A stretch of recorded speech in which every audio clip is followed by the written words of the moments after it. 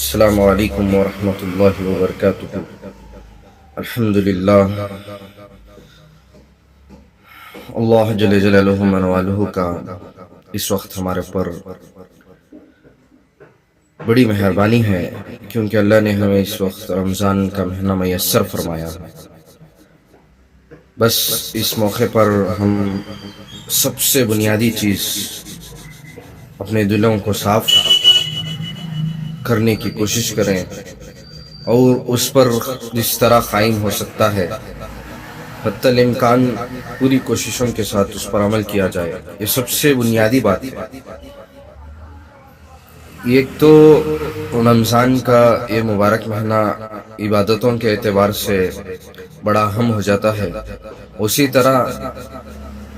ہمارے بزرگوں سے اس بات کی ہمیں تاکید بھی اور سبق بھی ملتا ہے کہ اس مبارک مہینے میں، بابرکت والے مہینے میں، اور سب سے عبادتوں کو جو چیز تقویت پہنچاتی ہے وہ دلوں کی صفائی ہے۔ جس دل میں کینہ، کپٹ، کوئی بھی طرح طرح کی بیماریاں، وہ بیماریاں نہیں جس سے دنیا میں اس سے متعلق چیزیں ہوتی ہیں، وہ بیماریاں ہیں جس سے جسم کو تکلیف پہنچتی ہے، وہ تو دنیا کے اعتبار سے بیماریاں ہیں، اس میں کوئی دخل اندازی نہیں ہے، وہ بھی اللہ کی ایک نعمتوں میں سے بھی ایک نعمت ہے۔ میں اس وقت اس بات کو سمجھانے کی کوشش کر رہا ہوں، وہ بیماریاں جس سے روح متاثر ہوتا ہے، وہ بیماریوں کو، ان بیماریوں سے بچنا یہ اہم ہو جاتا ہے۔ اس لیے ہم روح کو اور دل میں رس بسنے والی بیماریاں، نفرت ہے، کینہ ہے، کپٹ ہے، جلن ہے، بغض ہے، عداوتیں ہیں، یہ تمام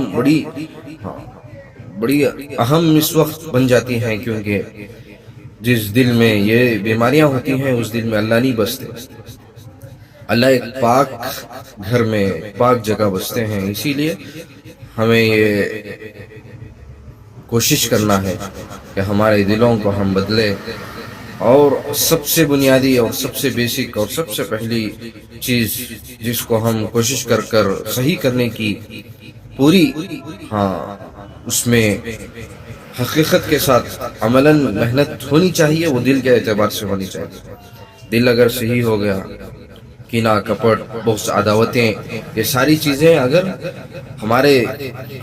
دل سے نکل جائیں تو ماشاءاللہ وہ بات عبادت میں ایسا مزہ میسر ہوتا ہے، پھر بندے کو خود اپنی عبادت کا جو لذت ہے وہ اللہ میسر فرماتے ہیں، اور وہ حقیقت کے طور پر بھی اللہ کے یہاں قابل قبول ہوتا ہے۔ ظاہری عبادت سے اگر ہم ظاہری عبادت بھی کر لیں، نماز بھی پڑھ لیں، نفلیں بھی پڑھ لیں، تہجد بھی پڑھ لیں، ذکر و اذکار پڑھ لیں، قرآن کی تلاوت کر لیں، مسنون دعاؤں کا اہتمام کر لیں، یہ ساری چیزیں کرنے کے باوجود بھی اگر دل صحیح نہیں ہے، دل میں یہ ساری گندی بیماریاں موجود ہیں، تو اللہ ہم سب کی حفاظت فرمائے، یہ سارے اعمال ناقابل قبول ہوں گے۔ اسی لیے محترم بھائیوں، بزرگوں، دوستوں، محترم خواتین جو بھی سن رہے ہیں، ان سے یہ ادباً گزارش ہے کہ اپنے دلوں کو صاف کر لیں ان ساری گندی چیزوں سے۔ بڑی گندی چیزیں بغض ہے، عداوتیں ہیں، جلن ہے، کینہ ہے، کپٹ ہے، یہ ایسے ہو رہے ہیں، وہ ویسے ہو رہے ہیں، اس سے کوئی لینا دینا نہیں ہے۔ حقیقت کے اعتبار سے انسان یہ سوچ لے کہ ہم جانا ہے، آخرت کی طرف ہمارا سفر ہے، اور اللہ کے سامنے کھڑے ہو کر جواب دینا ہے، اس کے لیے بہت بنیادی اور یہی سب سے بڑی سبق والی چیز ہو جاتی ہے۔ اسی لیے اس ماہ مبارک کے یہ مقدس مہینے میں اس کی پوری کوشش کریں تاکہ ہم اور آنے والے 11 مہینوں میں اس پر عمل کرنے والے بن جائیں۔ آپ سب کو بھی میرے طرف سے